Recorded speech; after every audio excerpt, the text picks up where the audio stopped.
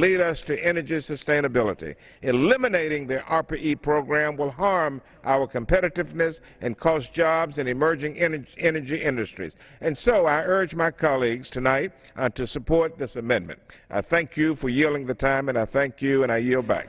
The gentleman yields back. For what purpose, the gentleman from New Jersey rise? Mr. Chairman, I move to strike the last word. The gentleman is recognized for 5 I minutes. rise to oppose the gentleman's amendment. His amendment would increase funding for ARPA-E by $127 million using offsets from weapons activities and our fossil energy account.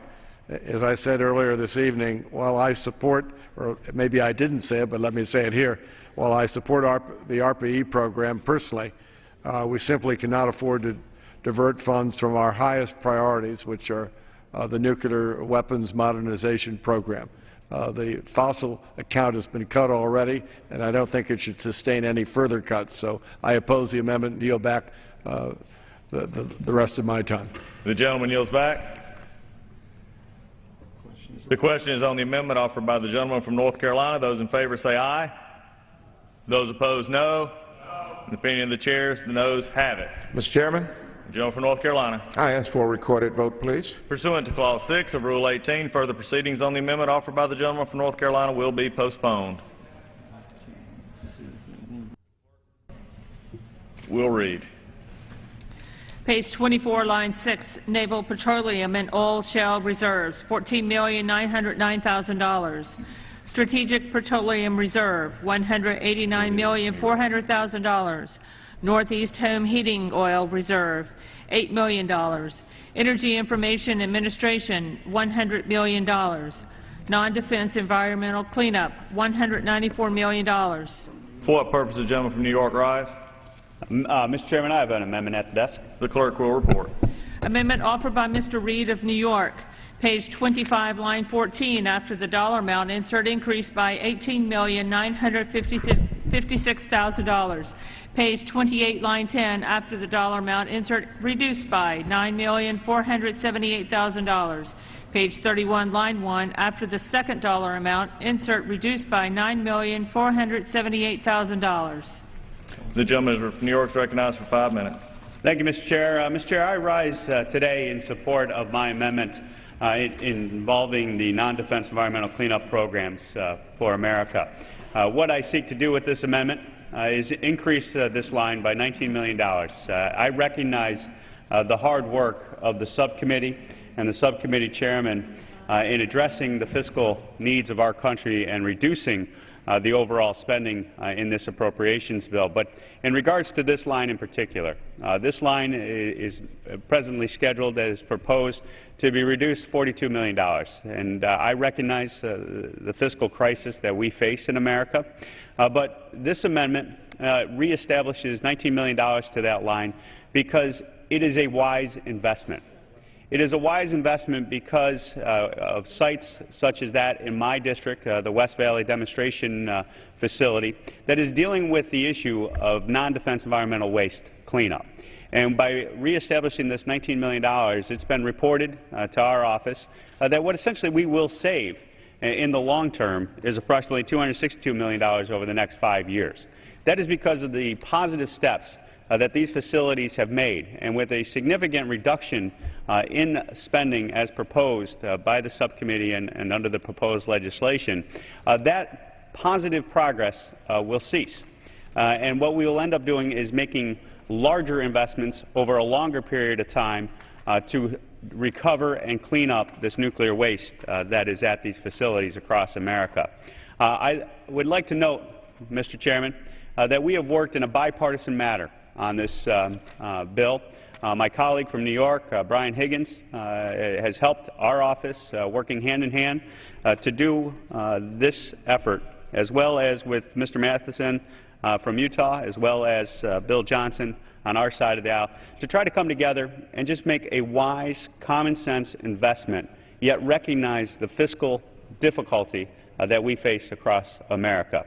I applaud our subcommittee chairman for the work that they have done in regards to this bill, and I ask our subcommittee chairman to support this amendment, as well as all fellow members on both sides of the aisle, to stand with this amendment in a common-sense way to save taxpayer dollars in the long term and at the same time get rid of a true problem, and that's this non-defense nuclear waste that is now located at facilities across America. And with that, I ask my colleagues to support the amendment and yield back the balance of my time. The gentleman yields back. For what purpose the gentleman from New York rise? I move to strike the last word. The gentleman is recognized for 5 minutes. Mr. Chairman, I rise in strong support of this bipartisan amendment which seeks to adequately fund the non-defense environmental cleanup program.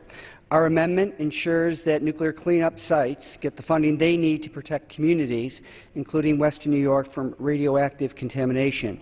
The West Valley Nuclear Waste Reprocessing Plant, established in response to a federal call to reprocess spent nuclear fuel, has since ceased operations, leaving behind more than 600,000 gallons of high-level radioactive waste. To say this is a public safety and environmental hazard is a massive understatement. We have already seen a leak develop into a plume of radioactive groundwater. And if this radioactive waste makes its way into the Great Lakes, the environmental and economic implications would be devastating. It is the responsibility of the federal government to not let funding shortfalls delay further cleanup. For West Valley alone, further delays would add an additional $30 million in maintenance costs per year. Like paying a minimum on a credit card, not committing adequate funding only delays progress and adds costs. I am proud to join my friend and colleague, Congressman Tom Reed, on this very important issue, and I urge bipartisan support for this important amendment. Thank you, and I yield back the balance of my time. The gentleman yields back. For what purpose the lady from Ohio rise? I move to strike the last word. The gentleman lady is recognized for 5 minutes. I want to commend both gentlemen for offering this amendment, and also Congresswoman Brownlee for being down on the floor on the same subject of non-defense cleanup. I think that the chairman and I can't speak for him, share a concern for cleaning up these sites. I think one of the problems with the amendment are the offsets from departmental administration and the Office of the Administrator. I think you're calling attention to a very, very important unaddressed issue in our country. From coast to coast, we have these sites that need to be cleaned up. I think the problem with this amendment is where the money is being taken from our standpoint. The departmental administration, there have been other nicks to that diminishing account as we've gone through the bill today, and I truly have heard the concerns expressed by the gentleman from New York that we are not adequately investing in cleaning up contaminated sites, not just in New York, but in California, in Ohio, and other places around our country. Without question, the chairman was given an inadequate allocation, and the choices he made on levels of funding were, for the most part, very, very thoughtful. I think it's fair to say that overall this bill is truly inadequate in meeting the needs of the nation. We've talked about that earlier today, and these accounts are among those that are terribly, terribly underfunded. We keep picking off the bones of this spine, and there aren't sufficient funds to go around. So I'm very torn on the gentleman's amendment, and am quite concerned about cleaning up these sites. I would probably, if we could find other offsets, be very favorably inclined, but I am concerned about where the members have identified funding, and I am very constrained to support it because of that. But I want to thank the gentlemen for offering their amendments, and hopefully we can find a better solution working together in the weeks ahead. I yield back my remaining time. The gentlewoman yields back. The question is on the amendment offered by the gentleman from New York. Those in favor say aye. Those opposed, no. In the opinion of the chair, the ayes have it. The amendment is agreed to. For what purpose does the gentleman from Florida rise? Mr. Chairman, I have an amendment at the desk.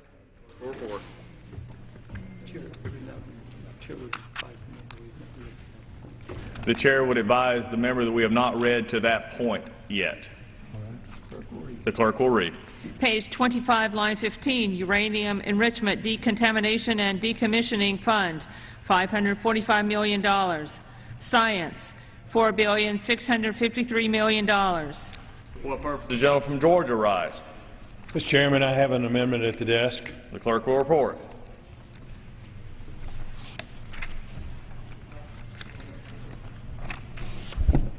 Amendment offered by Mr. Brown of Georgia, page 26, line 12, after the dollar amount insert reduced by $158,309,900. Page 60, line 12, after the dollar amount insert increased by $158,309,900,000. The gentleman from Georgia is recognized for 5 minutes. Thank you, Mr. Chairman. My amendment would reduce funding for the basic energy science research by cutting 10% out of its $1.5 billion budget, and it would apply those funds to the spending reduction account. Basic energy science is a worthy goal to explore fundamental phenomena and create scientific knowledge, to keep our technologies and ideas on the global leading edge. However, it is not the federal government's function to act as a venture capitalist for science theory research. I believe that this endeavor is instead best left to our world-renowned universities and private institutions. My amendment does not stop this research. It would simply put it on a balance with the reductions that have already been applied in the bill to our present energy resources. In this bill, general science is cut by only 5%, while research on fossil fuels and nuclear energy are cut by 17% and 14%, respectively. We are in an economic emergency, Mr. Chairman. Our nation is facing an economic meltdown, and federal dollars are very scarce. As we face this huge budget deficit together, we've got to look at every option available to meet the challenges of doing more with less. I urge my colleagues to support my amendment, and I yield back the balance of my time. The gentleman yields back. For what purpose does the gentleman from New Jersey rise? I move to strike the last word, Mr. Chairman. The gentleman is recognized I for 5 rise to minutes. oppose the amendment of the gentleman from Georgia. His amendment would cut $158 million from the Office of Science within the Department of Energy for deficit savings. I should say, for the record, we cut approximately $220 million from last year's number, and so we've substantially reduced this account. Let me just say, too, the basic science program within the department conducts research with a staggering potential for benefits for our nation. Cutting the program further, which is what he seeks, threatens our long-term energy security, hurts American scientists and industry, and I think to some extent blemishes our credibility as a worldwide leader in basic science programs. I therefore oppose this amendment and urge others to do likewise. Yield back. The gentleman yields back. For what purpose, the gentlewoman I from move Ohio? to strike the last word. Recognized for 5 minutes.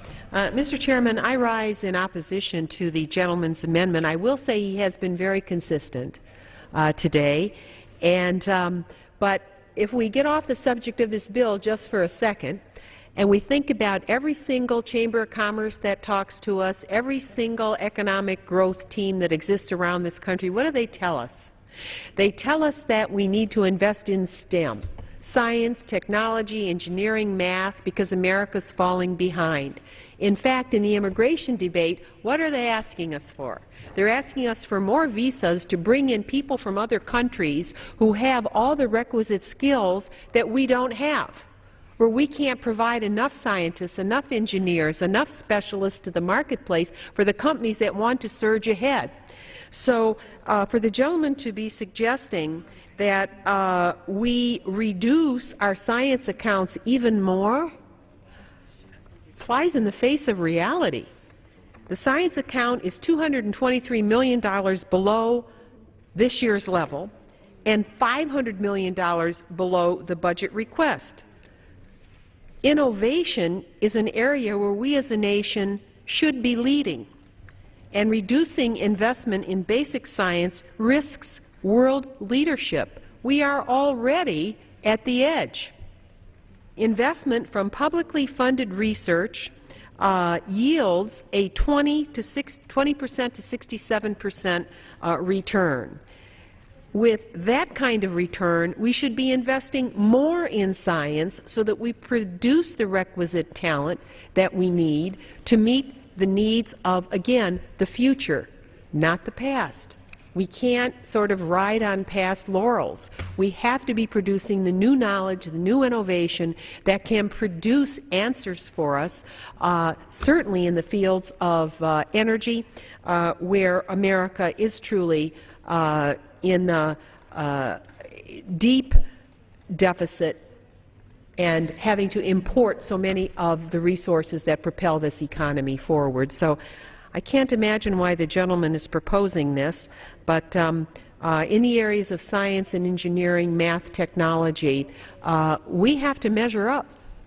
And if you look at a nation like China with billions of people producing all those engineers, you don't have to be a rocket scientist to understand that we better open our eyes to what we need to do here at home. All you have to do is look at our negative energy accounts to understand that we are falling behind, and that these investments in science are for the sake of the nation and the future. The quote up there on the wall, Daniel Webster's quote, tells us to develop the resources of our land and calls us forth to do something really great in our time and generation. To not invest in science, to not invest in the future, really takes America backwards. So I strongly oppose the gentleman's amendment, would urge my colleagues to do so, and yield back my remaining time. The gentlewoman yields back. For purposes, the gentleman from Florida rise. Mr. Chairman, I have an amendment at the desk. There's an amendment under consideration. The amendment is still pending. All right. It is on the amendment offered by the gentleman from Georgia. Those in favor say aye. Aye. Those opposed, no. No. The opinion of the chair, the noes have it. The rule amendment is not agreed to. For purpose, gentleman from Florida rise. Thank you very much, Mr. Chairman. I have an amendment at the desk. Okay. The clerk will report.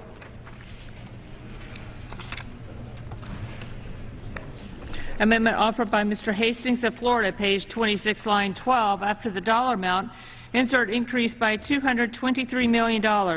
Page 29, line 21. After the dollar amount, insert reduced by $223 million. Gentleman is recognized for 5 minutes.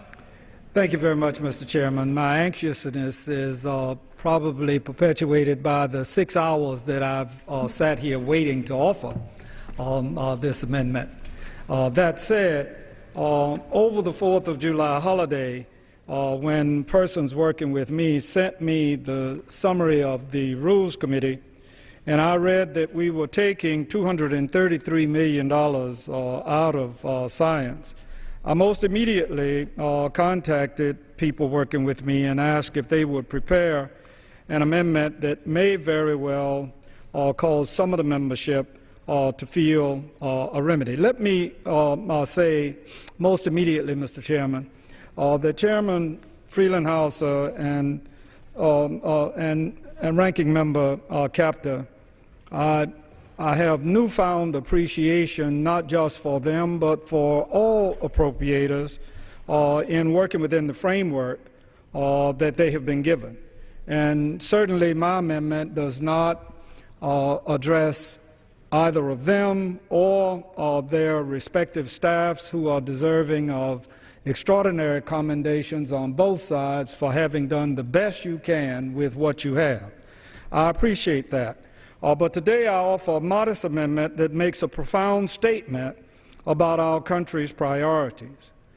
Federally supported basic research at the Department of Energy has helped to lead the development of lithium-ion batteries, digital recording technology, communication satellites, and water purification techniques, among other vital and incredible advances.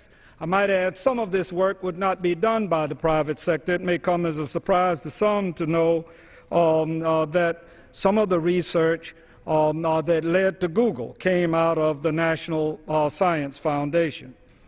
Many of my Republican colleagues' insistence on cutting everything except defense spending ignores the realities of our modern world. China, South Korea, and Australia are but 3 examples of increasing their percentage of their GDP that's spent on research. If we continue to cut, pretty soon we're going to cut ourselves right out of the equation in innovation and technology. Yet this bill provides $223 million, 5% less than the fiscal year 2013 enacted levels, and $500 million, 10% less than the administration's request for basic scientific research. The amendment that I'm offering restores basic science research to the enacted levels, and it offsets this change with funds from the $7.7 billion appropriated for nuclear weapons, which is an increase of $98 million, or 1% over the enacted level.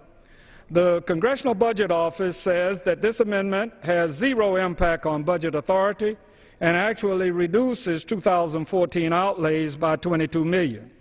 Bombs will not end our dependence on foreign fossil fuel. Bombs don't stop trains and underground pipelines from exploding around this country. Bombs don't prevent oil from washing up on our beaches, and bombs certainly won't put food on the tables of working poor Americans. Mr. Chairman, our country has real needs. Adequately funding basic research is one of them. Basic research will help to ensure that our country continues to be a world leader in research and development, keeping jobs where they belong here in America. We can no longer afford to spend money on weapons programs that were conceived in the Cold War. We don't need more bombs. We need to fund programs that will help move this nation forward and spur economic growth, and Congress can and should do better. I want to cite to one specific in particular. The B-61 Life Extension Program is a perfect example of misplaced Republican priorities. The B-61 is the oldest bomb in our nuclear arsenal, almost as old as me. The committee recommended $561 million, $23.7 million above the budget request for the B-61 program. The Senate version assumes a cheaper adjustment, the triple alt, than this bill that still extends the program for 10 years. That assumption alone would save $191 million and almost restore research funding to the enacted levels by itself. Mr. Chairman, I'm reluctant to yield my time because I waited so long, but I will yield the balance of my time. The gentleman from Florida yields. For what purpose the gentleman from New Jersey rise? Mr. Chairman, I move to strike the last word. The gentleman is recognized for 5 minutes. I rise to oppose the gentleman's amendment, but let me salute the gentleman from Florida for his patience. I know he's been in the chamber at least 5 or 6 hours waiting for his mark in this bill so he could get up, and also for the kind words, but most especially those directed towards our staff, which, as you know, have been dealing with an open rule, which is part of our process here, and juggling quite a few amendments that continue to come over the transom and will be coming over the transom all night. So, indeed, I want to thank you for that recognition. I do oppose the amendment because it would increase funding for the Office of Science, not because I don't support the Office of Science, but it would hit our National Nuclear Security Administration's weapons activities account. I do support the programs, the basic science programs championed by our colleague. We worked hard in our committee to prioritize basic science, and as I said earlier, this bill actually increases the Office of Science budget by $32 million above the current post-sequester level. But we still make national defense the first priority in our bill, and so I oppose this amendment and urge others to do likewise. And yield back. Gentleman yields back. For what purpose the gentlewoman from Ohio rise? I rise to strike the last word. Gentlewoman is recognized for 5 minutes. Yes, Mr. Chairman. First of all, I want to thank Congressman Hastings for working with us and obviously participating in these debates for the entire day today. He's such an able and well-intentioned member. His brilliance continues to inspire all of us on many issues, including this one. And I wanted to just say that I agree with the gentleman's intent in offering this amendment. And as I've said many times today, the allocation we were given as a subcommittee is simply insufficient to meet all of the needs that the nation has, certainly in this field of science. And the gentleman is correct in that there's a $223 million, which is not insignificant, reduction from 2013 levels.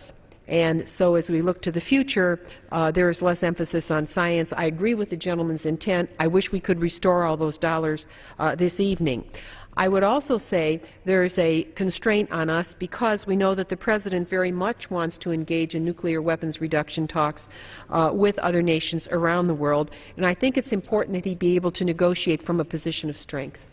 And that is one of the reasons that the Chairman and I are working so very hard to allow him to achieve the ultimate objective of nuclear arms reduction. So to take dollars from those accounts at this level really does create a bit of a pressure for us that would cause me to oppose the gentleman's amendment at this time, but I do so very reluctantly and with full understanding of what he's trying to achieve, and I want to thank him very much for waiting the entire day to offer this very, very important amendment that I hope someday to be able to support. I urge my colleagues to consider however they may wish to vote on this and yield back my remaining time. Gentlewoman yields back. The question is on the amendment offered by the gentleman from Florida. Those in favor say aye. Those opposed, no. In the opinion of the chair, the noes. Mr. Chairman, I ask for a recorded vote. Pursuant to Clause 6 of Rule 18, further proceedings on the amendment offered by the gentleman from Florida will be postponed. What purpose does it? From the gentleman from Illinois, rise. Mr. Chairman, I have an amendment at the desk. The clerk will report. Amendment offered by Mr. Foster of Illinois, page 26, line 12, after the dollar amount, insert increase by $500 million. Page 29, line 21, after the dollar amount, insert reduced by $500 million. Gentleman is recognized for 5 minutes. Mr. Chairman, I rise today to present an amendment that addresses an imbalance in our efforts to promote the long-term economic and national security interests of the United States.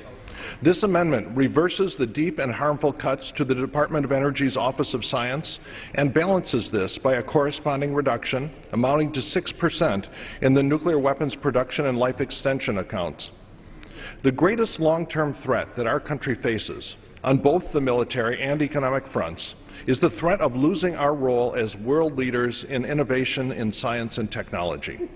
Nothing is more crucial to preserving that role than the fundamental and applied scientific research at both universities and national laboratories supported by the DOE Office of Science.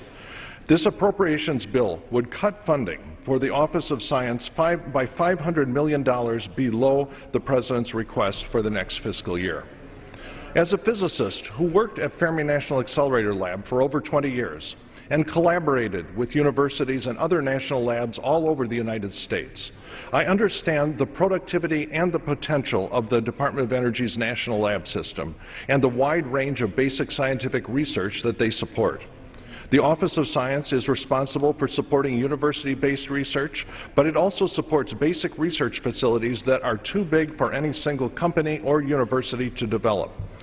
The Chicago area that I represent is home to a number of scientific centers, including Fermilab, Argonne National Laboratory, and university-based centers. The economic impact of Argonne and Fermilab in Illinois alone is estimated to be more than $1.3 billion annually. And there are thousands of good-paying jobs that are supported by those investments. Our national labs are a critical research tool to academics and to industry alike.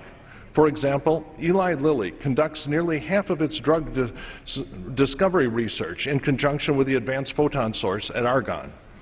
The Office of Science is also home to one of the department's newest ventures, the Innovation Hubs, which seek to discover and develop the next generation of energy delivery. Programs like the Joint Center for Energy Storage Research, headquartered at Argonne, and the Fuels from Sunlight Hub, headquartered at the California Institute of Technology, bring together multiple teams of researchers who are working to develop energy advancements that have the potential to transform our energy systems.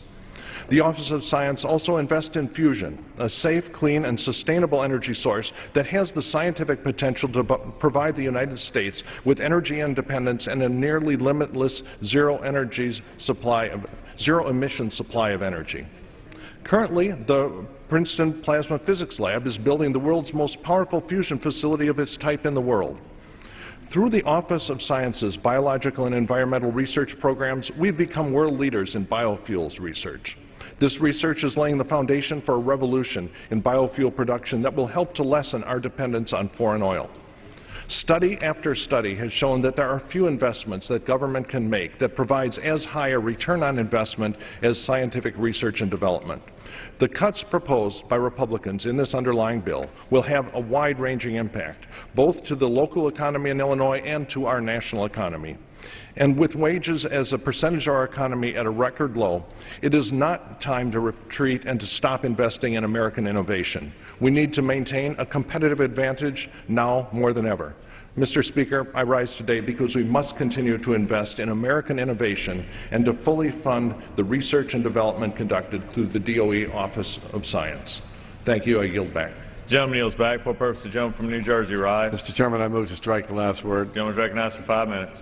Mr. Chairman, I rise to oppose the amendment, but I do salute the gentleman for his work at the Fermi Lab, one of the finest labs in the nation, and obviously we appreciate his knowledge, and I would salute his contributions to science during his career before he came here.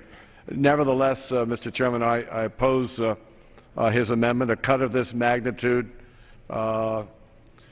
to the weapons activities would seriously endanger our ability to carry out the modernization work that I've talked about earlier, and so I oppose the amendment and yield back the balance of my time. The gentleman yields back. For the purpose, the gentleman from Illinois rise. Mr. Speaker, I move to strike the last word. The gentleman is recognized for 5 minutes. I yield my time to the gentleman from Illinois, Mr. Foster. The gentleman yields his time. Yep. The gentleman from Illinois is recognized. Thank you. I'd actually like to respond a little bit about the offset for this bill. This amendment is offset by reducing the $7.7 billion budget for the NNSA nuclear weapons account by $500 million. This is a 6.5% reduction. I want to make it clear that the intent of this amendment is not to reduce the large amount of high-quality research that goes on in NNSA-supported programs. But a large fraction of the funding in this account goes to production and future production facilities for weapon systems that serve no clearly defined strategic purpose in today's geopolitics. Or they go to programs for which the cost estimates, the project management, or both have come under repeated criticism when they come under external independent review. To take two examples, the underlying bill funds the B-61 Life Extension Program at over $23 million more than requested. This program has ballooned in cost from $4 billion 2 years ago to over $10 billion. And a recent independent cost estimate commissioned by the Pentagon called even this estimate into question. Another example is the overall size of the nuclear weapons stockpile. We have today more than 5,000 nuclear weapons. Even if the United States and Russia were to cut our arsenals by a factor of 10, our countries would still have significantly more nuclear weapons than our nearest competitors. The reason that you spend money on nuclear deterrence is to deter rational actors and to reassure our allies. To those who oppose this 6% cut, I would ask, is there any example of a rational actor who would not be adequately deterred by a stockpile of, for example, 1,000 deployed and deployable nuclear weapons? Is there any one of our allies who would not consider our ability to release, say, 10% of that arsenal in retaliation to an attack on them to be an insufficient ability to respond? And yet we are redesigning production facilities and spending money on them when the strategic quantities required to be produced have not been established. Early this year, the GAO added that NNSA was, quote, again included in GAO's high-risk list in recognition of the potential for vulnerabilities to fraud, waste, abuse, and mismanagement in contract administration and management of major projects. And the cost remains uncertain. From the text of this very Energy and Water Committee report accompanying this bill, quote, the committee notes that the full extent of the consequences of the NNSA's project management problems, especially at the largest of the NNSA's construction projects, is still coming to light. As the administration gains a more complete understanding of cost increases and construction delays, it must take the lead to determine whether a new long-term budget plan is needed to meet the nation's strategic objectives. Well, thank you, and I yield back. The gentleman yields.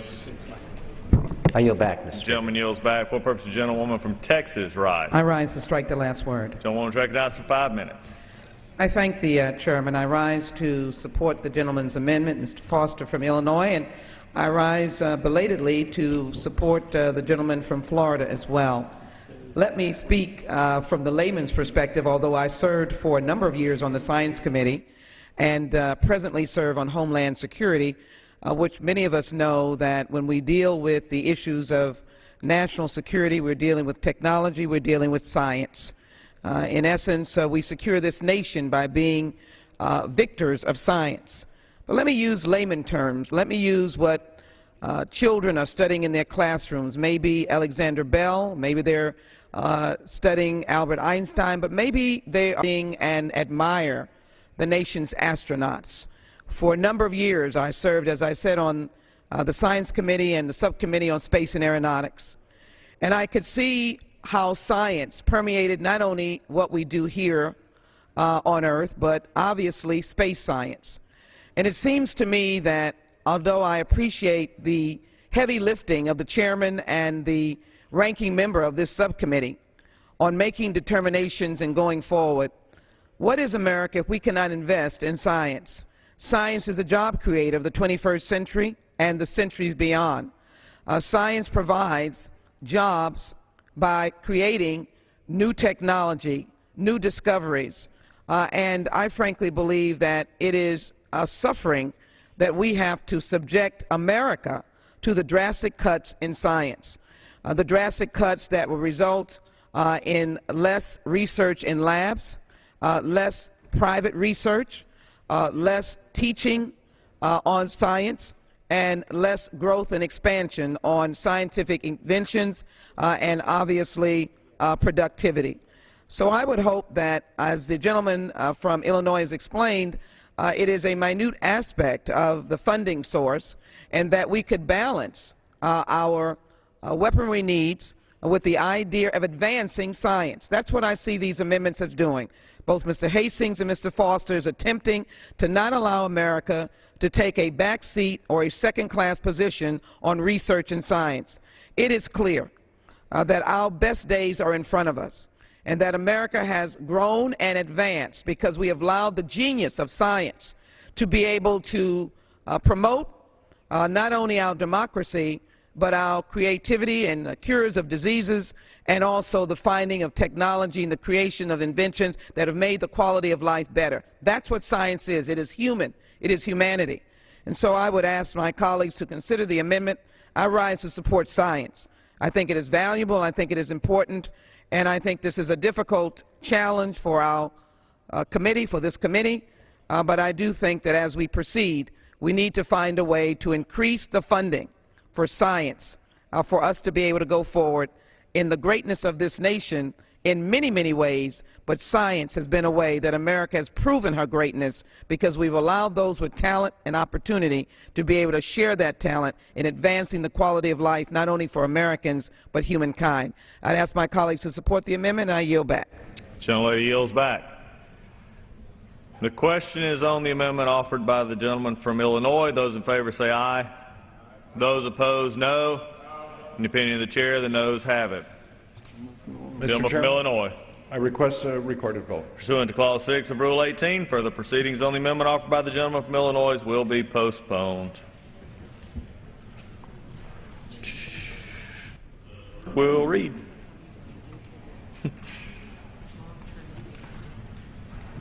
Who's next?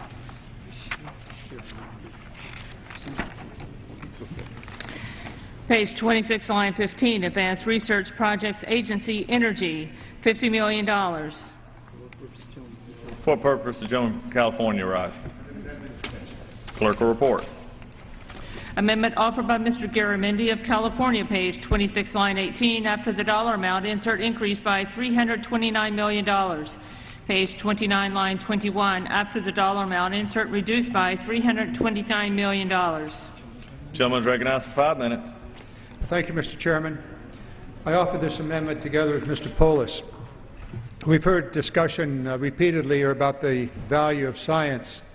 But if we back up a few moments, we also need to understand our values as representatives of this nation. There's been an interesting subset of debates here over the last several hours.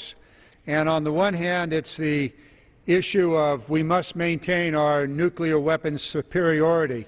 And the committee has taken up that value, that goal, and has put a lot of money into that area while moving money out of the science.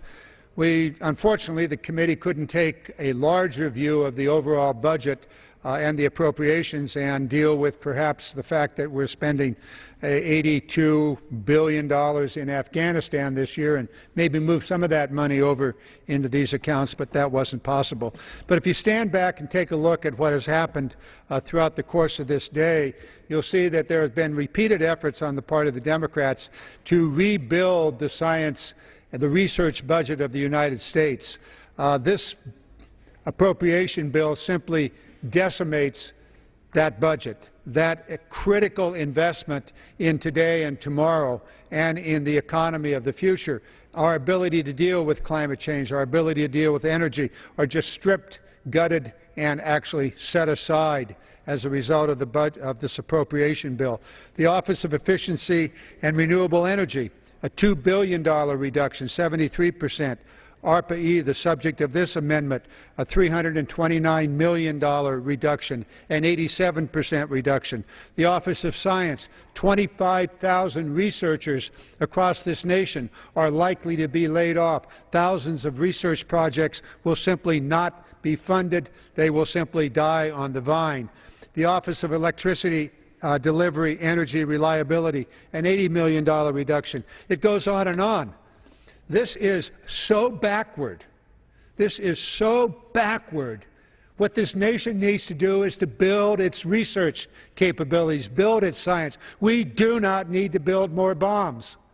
But yet that's what we are doing here. This amendment replaces the $329 million cut to the ARPA-E program, a program that has actually created many new opportunities, which my colleagues will be discussing here in the next few moments, but a program based upon the Defense Department's DARPA program that has, through arguments that we've heard over the last several hours, developed extraordinary technology that has now found its way into the world's economy, for example, the Internet.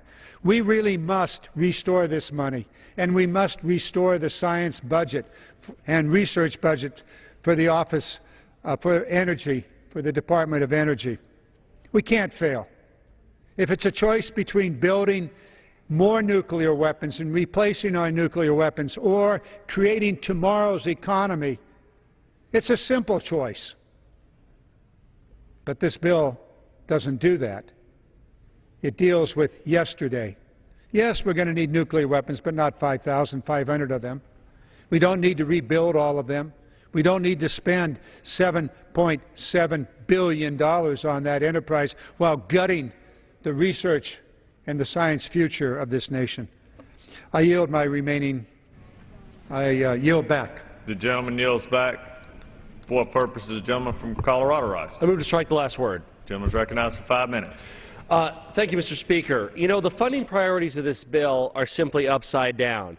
This bill prioritizes nuclear weapons funding over research for innovative technologies that will lead to energy independence and launch a future for sustainable energy and job growth in our country. This bill before us underfunds programs that won't only grow our nation's clean energy sources, but also will promote jobs and emerging technologies and maintain critical infrastructure. At the same time, it makes the cuts in the ARPA-E program that you've heard so much about here today. The bill increases weapons activities by $97.7 million above the 2013 enacted level.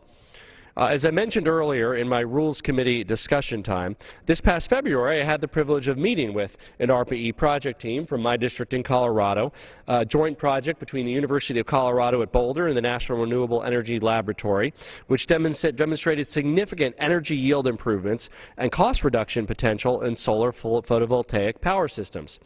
The team leaders were very excited about the challenges in clean energy, and there's examples of projects like this which ARPA-E has helped fund and would not even exist without ARPA-E across our country, that are leading and will lead to countless benefits for consumers and for our national energy security. But despite the success of ARPA-E, which was even acknowledged by the subcommittee chair and ranking committee member before our Rules Committee yesterday, the underlying bill disproportionately cuts from clean energy programs, 81% cuts, while bolstering wasteful spending for weapons. We need to restore the ARPA-E funding to the President's budget levels. That's why Mr. Garamendi and I are offering this amendment to provide $329 million in funding to ARPA-E. This amendment is offset with a corresponding cut to the NNSA Weapons Activities account. This amendment provides an amount of support that ARPA-E needs to ensure that our country keeps moving towards energy independence, can sustain job growth. I strongly encourage my colleagues on both sides of the aisle to support the Garamendi-Polis amendment, and I yield back the balance of my time. The gentleman yields back. For what purpose does the gentleman from New Jersey rise? Mr. Chairman, I move to strike the last word. The gentleman is recognized for 5 minutes. I rise to oppose the gentleman's amendment. This amendment would unacceptably strike funding for NNSA's weapons activities by $325 million in order to increase funding for ARPA-E at the Department of Energy. I am supportive of ARPA-E, but a reduction of this magnitude in the National Nuclear Security Administration's weapons activities account would seriously affect their ability to ensure the continued reliability of our weapons. These weapons have to be certified by the Secretary of Energy to the President, our Commander-in-Chief. Their ability, the Secretary's ability to do that, would be hurt by cuts of these magnitude, and for this and other reasons I oppose the bill and yield back the balance of my time. The gentleman yields back. The question is on the amendment offered by the gentleman from California. Those in favor say aye. Aye. Those opposed, no. In the opinion of the chair, the noes have it. Mr. Speaker. For purpose of the gentleman from Colorado rise. On that, I request a recorded vote. Pursuant to Clause 6 of Rule 18, further proceedings on the amendment offered by the gentleman from California will be postponed. What purpose does the gentleman from California rise? Mr. Chairman, I have an amendment at the desk. The clerk will report. Amendment offered by Mr. Schiff of California, page 26, line 18. After the dollar amount, insert increase by $20 million. Page 28, line 10. After the dollar amount, insert reduced by $20 million. Gentleman is recognized for 5 minutes. Mr. Chairman, I offer this amendment along with my colleague, Representative Woodall of Georgia, and my colleague, Representative Polis of Colorado.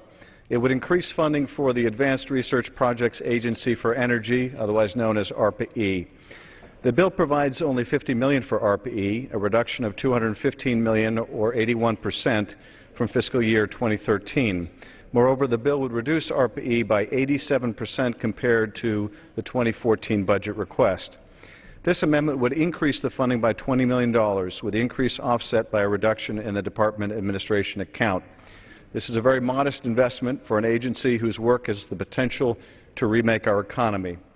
While the amendment would leave us a long way short of where the funding for this program should be, as well as where it is in the Senate bill and in the President's budget, passing it would send a strong signal that there's bipartisan support for this kind of research. In 2011, I offered a similar amendment to restore funding to ARPA-E, which was adopted by a bipartisan majority in the House. Started in 2009, ARPA-E is a revolutionary program that advances high-potential, high-impact energy technologies that are too early for private sector investment. This is an innovative agency modeled on DARPA, which has spearheaded incredible breakthroughs in the Defense Department with both military and civilian applications. ARPA-E was created to bring that same kind of innovative thinking to the energy sector. That includes a focus on high-risk, high-reward R&D, and a quick-moving culture made up of experts who stay for just a few years to ensure that new ideas are continually being brought forward. Its philosophy much like a tech startup, is to hire the best technical staff and then hire the managers and leadership that can get the most out of them. As the committee report notes, ARPA-E works on developing energy technologies whose development and commercialization are too risky to attract significant private sector investment, but are capable of significantly changing the energy sector to address our critical economic and energy security challenges. That's a great description of ARPA-E, and I'd ask the House to consider whether it sounds like something we should be cutting by 81%. Mr. Chair, there are cuts I can support in this bill, but a cut to our investment in new generations of energy technology is short-sighted in the extreme. As we cut spending to return the budget to balance, we must not cut those programs that are vital to our economic future and our national security. ARPA-E is just such an agency. Even if we cannot make the investment the President called for in his budget, let's at least not destroy an agency that is pointing the way towards a more energy-secure future. Cutting programs like ARPA-E so severely is akin to shutting them down completely. No agency can absorb an 81% cut to its budget in a single year, but even less so an agency that relies on attracting elite scientists and engineers. Energy is a national security issue. It's an economic imperative. It's a health issue, and it's an environmental issue. And to invest in the kind of cutting-edge research that's going on at ARPA-E is exactly the direction we need to go. We want to lead the energy revolution. We don't want to see that leadership go to China, India, or any other nation. But if we're serious about it, we need to invest in cutting-edge research, and that means ARPA-E. Our competitiveness in a global economy where we have to compete with labor that costs a fraction of what American workers cost depends on research and development. I can't understand why we would want to give away that big advantage. So I urge support for this amendment to support cutting-edge investments in our energy future and yield back. The gentleman yields back. For what purpose does the gentleman from Colorado rise? Thank you. I move to strike the last word. Gentleman's recognized for 5 minutes. I know my colleague from Georgia will be speaking on this shortly. I appreciate him and Representative Schiff working on this amendment, and I will be very brief just to voice my support for Congressman Woodall and Congressman Schiff in their efforts to restore some of the cuts to ARPA-E. As we discussed, the underlying bill cuts ARPA-E by 81%. We live in times of fiscal austerity. We have the sequestration. We know it's time for cuts. 81% is clearly singling it out. What this amendment does is restores $20 million in funding to ARPA-E. Even $20 million goes a long way when we're talking about ARPA-E. We're talking about early stage investments. Could be $500,000, $1 million, $2 million. Very high leverage, very high return. $20 million is not enough. $70 million is not enough to fund the program, but yes, it will make great strides forward even at this funding level, because investment in early stage companies is all about risk-taking, and that's why the government has a critical role in promoting innovation and making sure that we do the basic research to even get it ready for tech transfer, to get it ready for venture capital, to get it ready for the private sector to commercialize it.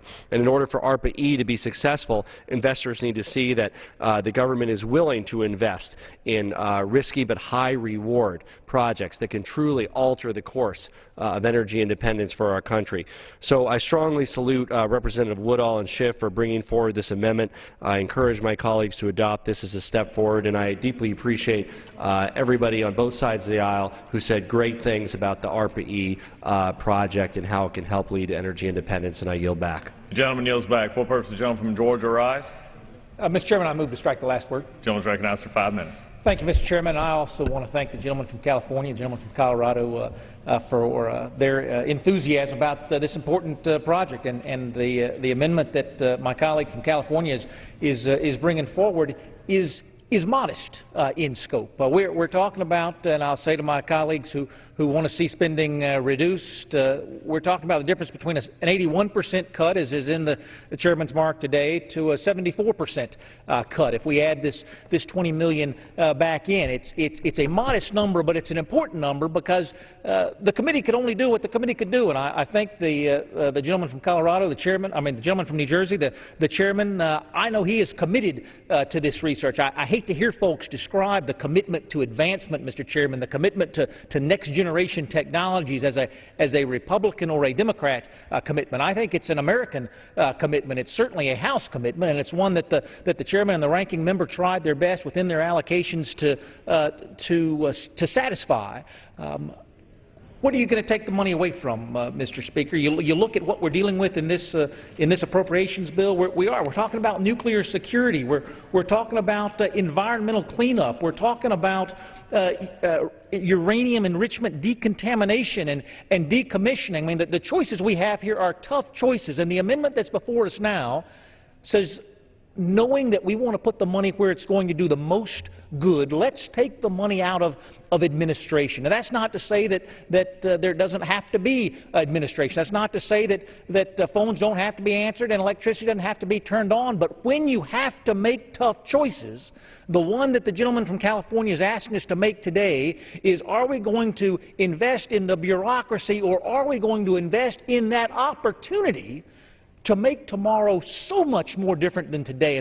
If my colleagues haven't had a chance to look at those project teams like the one my colleague from Colorado mentioned and what they are researching, I mean, for me, Mr. Chairman, I come from coal-burning country, and the work that ARPA-E is doing on carbon sequestration could change the debate about American energy independence forever. ARPA-E isn't working on what is going to happen tomorrow. They're working on what's going to happen in the next generation. What is it going to be that changes the debate forever? Those are the kinds of ideas that this $20 million will support. Mr. Chairman, it is the commitment to fundamental research, the commitment to game-changing ideas is a bipartisan commitment. It's one that goes from coast to coast, from north to south, and on both sides of the aisle. Again, I'm grateful to the gentlelady from Ohio and the chairman from New Jersey for all they have done to try to support these accounts. And it is my great hope that my colleagues here in the House will support the gentleman from California's amendment, and we'll get this $20 million plus up. With that, I yield back the balance of my time. The gentleman yields back. Full purpose, the gentleman from California, rise. Mr. Chair, I move to strike the last word. The gentleman is recognized for 5 minutes. Well, I rise in support of the Schiff Amendment, which makes sure that we continue investing in quality energy research programs that will benefit the United States. Energy innovation, research, and development are essential for our country, especially if we truly want to move forward with reducing our energy dependence on fossil fuels. One important component of this goal is the Advanced Research Project Agency, Energy, or ARPA-E. Since 2009, ARPA-E has funded over 275 potentially transformative energy technology projects. Many of the research projects are occurring in my own state of California. These companies, the national labs and educational institutions, are working on items that will greatly benefit the energy security of our country.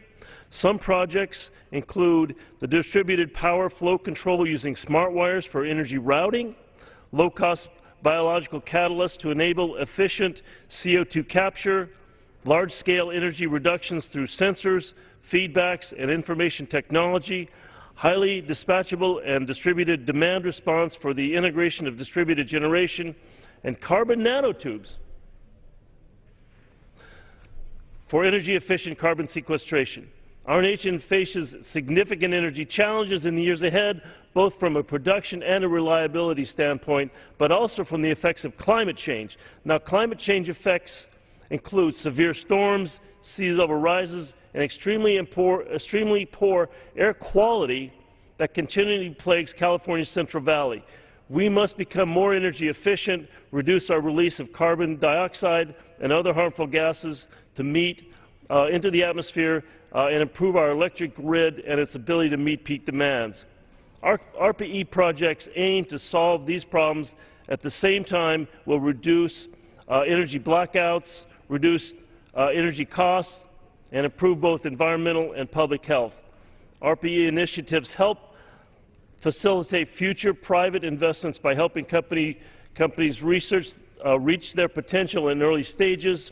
And in fact, the American Energy Innovation Council, which consists of some of America's largest companies like Lockheed Martin, Microsoft, has called for RPE to be funded at 10 times the proposed level. Unfortunately, the bill today provides only $50 million for RPE, which is $215 million less than what was enacted in the last fiscal year and $329 million less than the President's request. RPE project successes have attracted more than $450 million in private investments. It's this return on investment that must be continued, not cut back. The Schiff Amendment aims to correct this error in the underlying bill. Now, I ask the other side, the only reason I can think of to reduce RPE funding is to help prop up fossil fuel industry. And that's going to get us more global warming. It's going to cause us more problems. We need to reduce global warming. Global warming is a threat to our national security. We need to fight it. RPE is going to give us the tools to do that. So I encourage my colleagues to support this amendment, and I yield back. The gentleman yields back. The question is on the amendment offered by the gentleman from California. Those in favor say aye. Aye. Those opposed, no. The opinion of the chair is the ayes have it. The amendment is agreed to.